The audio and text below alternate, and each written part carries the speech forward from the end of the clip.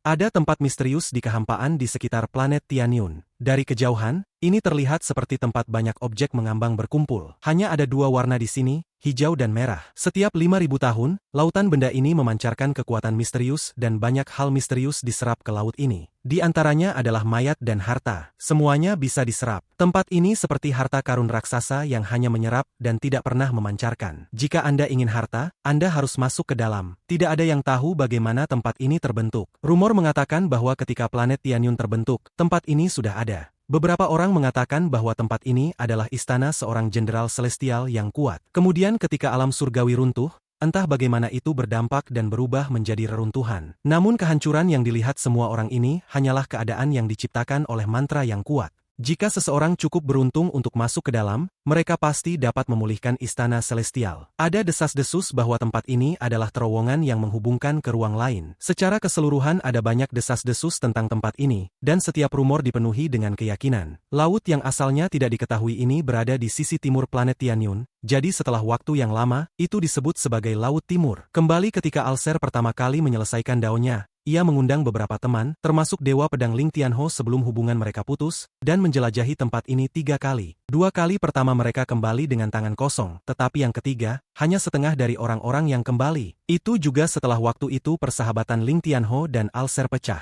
Bahkan sampai sekarang mereka belum pernah membicarakan apa yang terjadi pada ekspedisi ketiga itu. Namun setelah itu, Alser mengatakan satu hal, ada iblis kuno di dalam sana. Mulai hari ini tempat ini milik planet Tianyun, dan tempat ini akan disebut gerbang ke Laut Roh Setan Timur. Kata, iblis kuno, menyebar selama waktu itu dan diingat oleh banyak orang. Bahkan seseorang dari aliansi budidaya datang, untuk memeriksa Laut Roh Setan Timur. Namun dalam hal membiarkan orang luar masuk ke Laut Roh Setan Timur, Alser, Ling Tianho, dan semua monster tua lainnya memiliki pendapat seragam yang jarang tentangnya. Mereka tidak akan pernah mengizinkan siapapun dari luar masuk. Tempat ini adalah area terlarang di planet Tianyun. Setelah situasinya seperti ini untuk waktu yang lama, Laut Roh Setan Timur ini secara alami menjadi area terlarang yang dimiliki oleh planet Tianyun. Tidak ada banyak tempat misterius seperti Roh Setan Laut Timur, tetapi juga tidak jarang. Aliansi budidaya tidak ingin memiliki hubungan buruk dengan para kultivator planet Tianyun, karena bagi mereka itu tidak layak. Pembukaan Laut Roh Setan Timur setiap 5.000 tahun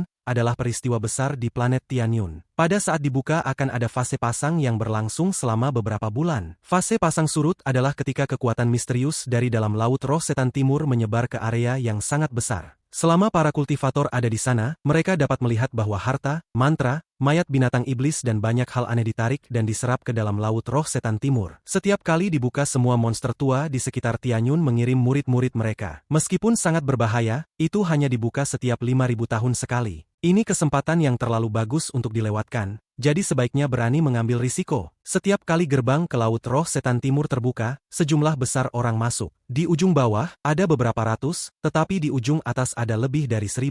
Yang terlemah adalah pada tahap transformasi jiwa, sedangkan yang terkuat adalah orang yang telah menyentuh tahap yin-yang. Itu adalah tingkat kultivasi tertinggi yang diizinkan, karena planet Tianyun memiliki persyaratan yang sangat ketat. Siapapun di atas tahap ascenden pasti tidak diizinkan masuk. Bagaimanapun tempat ini digunakan untuk melatih murid-murid semua orang. Bahkan ketika terbuka, itu hanya setengah terbuka sehingga mereka tidak akan mati di dalam. Namun tidak ada yang mutlak dan semuanya tergantung pada apa yang tersedot selama fase pasang. Jika ada sesuatu yang sangat menantang yang bahkan akan menggoda para monster tua, maka Laut Roh Setan Timur akan menjadi sangat hidup. Pada saat ini masih ada 5 hari sampai Laut Roh Setan Timur terbuka. Tapi sudah ada banyak kultivator di luar Laut Roh Setan Timur. Para kultivator ini adalah semua orang yang akan memasukinya. Mereka mengenakan pakaian yang berbeda, dan meskipun mereka berbaur, perbedaan sangat jelas. Para murid dari masing-masing sekte dikelompokkan bersama dan itu sangat hidup. Seiring waktu berlalu semakin banyak kultivator muncul di luar Laut Roh Setan Timur. Bahkan beberapa monster tua yang tidak pernah menunjukkan wajah mereka datang dengan murid-murid mereka. Setiap kali salah satu dari mereka muncul,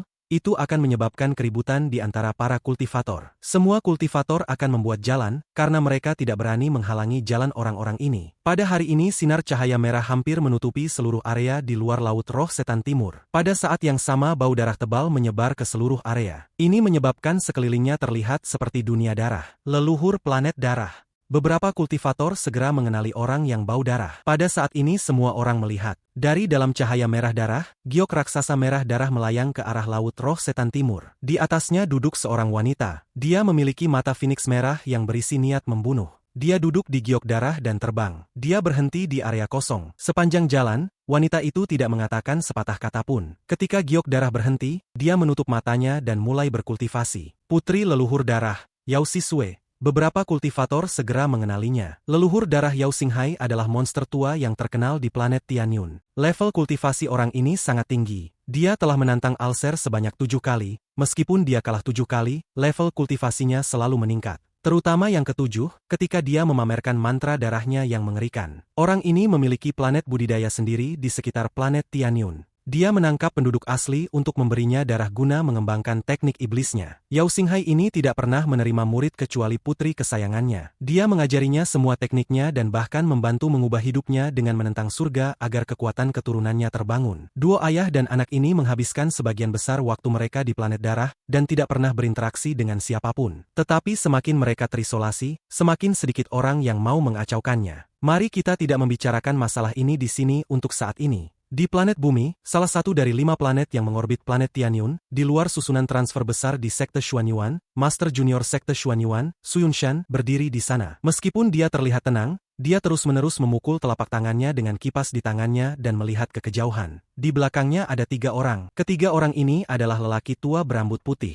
Mereka mengeluarkan aura mengerikan, membuatnya terasa seperti udara di sekitar mereka menjadi tipis. Di tepi luar arai transfer duduk beberapa ratus murid Sekte Xuanyuan. Mereka duduk di berbagai sudut susunan transfer dan sambil berkultivasi. Mereka sedang menunggu perintah untuk menggunakan energi spiritual di dalam tubuh mereka, untuk merangsang energi celestial di dalam arai transfer, untuk mengaktifkannya. Saat San Yunsan mengetuk kipas giok di tangannya, wajahnya masih tenang. Tidak lama kemudian, sinar cahaya merah muda datang dari cakrawala. San Yunsan mengerutkan kening dan menunjukkan ekspresi tidak berdaya. Dia kemudian menyingkirkan kipas angin dan menatap cahaya merah muda. Cahaya merah muda itu sangat cepat. Dalam sekejap mata cahaya itu tiba. Dari cahaya mengungkapkan seorang gadis berusia 20-an. Gadis ini mengenakan gaun merah muda. Dia seperti orang yang terbuat dari batu giok. Dia mengeluarkan aroma yang akan menyebabkan orang mabuk sepenuhnya olehnya. Gadis itu menggembungkan pipinya dan dengan cepat berkata, "Kakak laki-laki, kamu berjanji padaku bahwa selama aku bisa melakukannya, kamu akan membiarkanku pergi." San Yunsan menatapnya dan berteriak, "Omong kosong. Laut Timur bukan tempat yang bisa Anda kunjungi dengan level kultivasi Anda. Meskipun ayah dalam pelatihan tertutup, dia sudah memerintahkan agar kamu tidak boleh pergi. Xuani, bawa dia kembali ke sekte." Salah satu pria tua di belakang San Yunsan maju selangkah dan berdiri di samping gadis itu. Dia menggenggam tangannya dan berkata, "Nona, tolong jangan mempersulit Xuani." Gadis itu mendengus. Dia bahkan tidak melihat Xuani. Dia memandang San Yunsan dan berkata, "Ibu setuju." San Yunsan hendak berbicara, tetapi ekspresinya berubah. Dia tidak lagi peduli dengan gadis itu ketika dia melihat cakrawala dan menunjukkan senyum. "Saudaraku Wang, aku telah menunggumu." Setelah San Yunsan selesai bicara, sinar ungu melaju seperti kilat. Itu mendarat di tanah dan mengungkapkan sosok Wang Lin. Wang Lin tersenyum dan menggenggam tangannya. "Saya bertemu sedikit halangan saat perjalanan ke sini. Saya tidak berpikir Saudara San akan menunggu." San Yunsan tertawa dan berkata, "Tidak masalah. Saya awalnya akan menuju ke Laut Roh Setan Timur kemarin tetapi mendengar bahwa Saudara Wang adalah seseorang yang dipilih oleh Alser. Saya memutuskan untuk menunggu beberapa hari untuk Saudara Wang agar kami bisa pergi bersama. Saya tidak terburu-buru."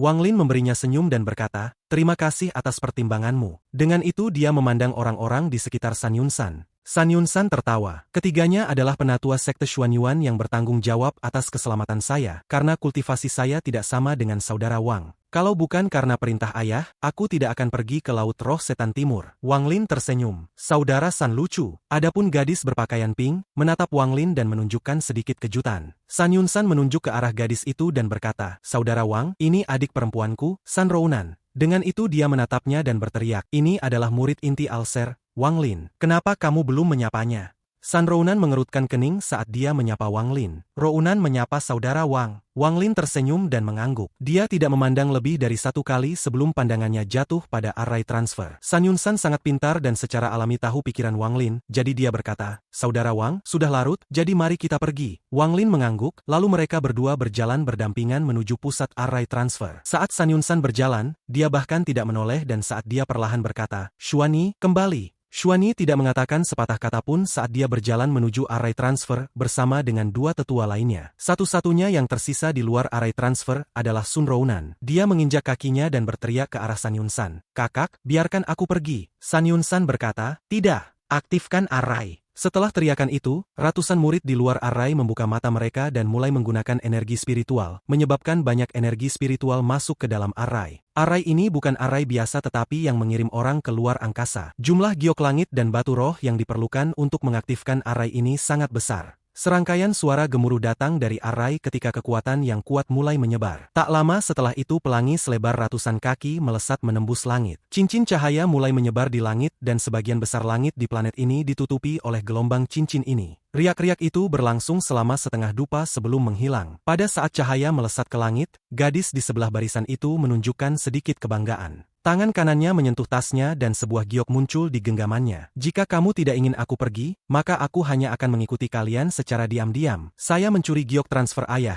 dan dengan itu saya bisa mengikuti kalian. Mungkin aku bahkan akan menemukan beberapa harta karun di Laut Timur. Saat giok muncul di tangannya, itu melepaskan cahaya putih dan mengelilingi gadis itu dalam sekejap. Dengan kilatan cahaya putih, tubuhnya berubah menjadi seutas cahaya putih dan menyatu dengan pelangi. Timur planet Tianyun, lokasi pintu gerbang ke Laut Roh Setan Timur. Hanya ada 3 hari sampai terbuka. Jumlah kultivator di sekitarnya telah meningkat menjadi jumlah yang menakutkan. Setidaknya ada 10.000 orang. Namun di antara semua kultivator ini, tidak semuanya akan masuk. Bahkan, sebagian besar hanya untuk melihat fase pasang. Bagaimanapun ini hanya terjadi setiap 5.000 tahun sekali, dan bagi sebagian kultivator, itu adalah seluruh hidup mereka. Jika seseorang tidak bisa melangkah ke tahap yin yang dan melewati langkah pertama, mereka tidak bisa hidup selama 5.000 tahun. Bahkan monster tua yang jarang muncul ada di sini. Beberapa monster tua ini datang sendiri, beberapa membawa murid mereka. Setiap mereka muncul menyebabkan kegemparan dan mengambil area untuk diri mereka sendiri. Tetapi semakin mereka bertindak seperti ini, semakin sedikit orang yang mau menyinggung perasaan mereka. Untungnya orang-orang ini saling kenal, jadi bahkan jika mereka mengambil suatu daerah, tidak ada yang akan saling mengacaukan satu sama lain. Misalnya putri leluhur darah, Yao Sisue. Tidak ada yang mengambil langkah ke area 1000 kaki di sekelilingnya. Pada hari ini hanya ada 2 hari sampai gerbang akan terbuka. Sejumlah besar bintik cahaya muncul di kekosongan. Terlalu banyak bintik cahaya, jadi sepertinya semua bintang di ruang angkasa menuju ke lokasi ini.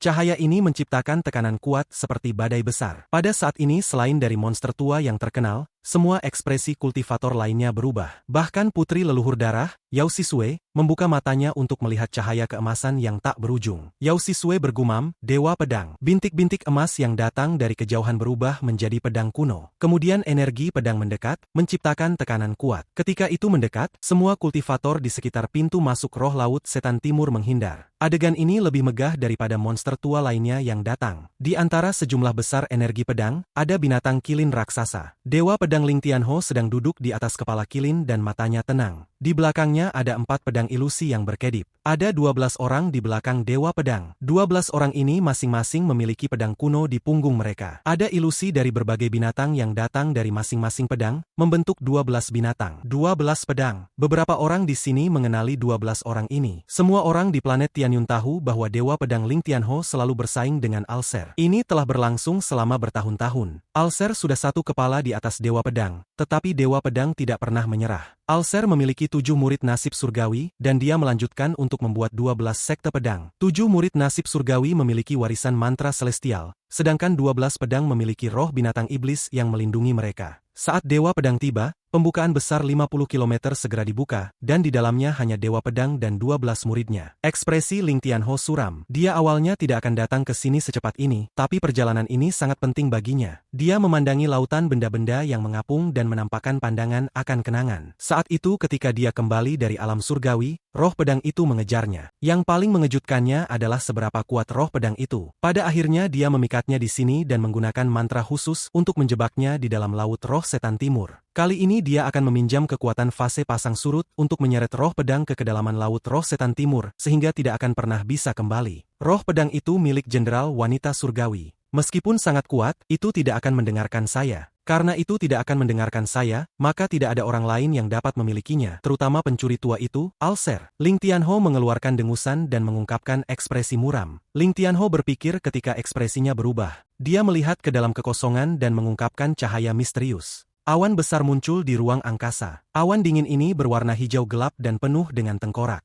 Ada banyak tengkorak di dalam awan ini, setidaknya 1000. Bahkan ada beberapa daging yang masih tersisa di beberapa tengkorak. Di antara tengkorak-tengkorak itu, ada satu yang sangat besar. Ini jelas adalah tengkorak binatang purba. Di atas tengkorak raksasa ini duduk seorang pria parubaya. Orang ini dikelilingi oleh aura kematian yang menghalangi sosoknya. Gambar tengkorak melintas di sekelilingnya, mereka seperti tak berujung. Sepanjang jalan dia menyerbu langsung, tidak peduli tentang orang lain dan langsung memasuki area 50 km di sekitar Dewa Pedang Ling Tianho yang tidak ada orang lain yang berani masuk. Pria parubaya yang dikelilingi oleh aura kelangkaan dan duduk di tengkorak raksasa mengeluarkan tawa serak. Teman lama Ling Tian, Dewa Pedang Ling Tianho tersenyum dan berkata, Gret adalah yang ada di planet Suzaku yang ingin melahap para kultivator kuno untuk memulihkan kultivasinya. Dia juga ingin menemukan dari mana pembalasan ilahi itu berasal, dan tanpa sadar sedang mencari Wang Lin. Orang ini adalah salah satu penyebab utama yang mencoba mencuri manik yang menantang surga dari Situnan. Untuk menghindari Situnan, dia melarikan diri ke sini untuk menemukan teman lamanya, Ling Tianho. Bagaimana kamu bisa terluka begitu serius? Dewa Pedang Ling Tianho dapat segera melihat bahwa luka Gret masih belum pulih. Mata Gret menjawab, ceritanya panjang. Aku pergi ke Sekte Pedang untuk mencarimu. Ketika saya mendengar bahwa Anda ada di sini, saya segera bergegas ke sini dan ingin memberi Anda kesempatan besar. Jika Anda dan saya bekerja sama, maka Anda akan bisa menjadi satu kepala di atas Alser.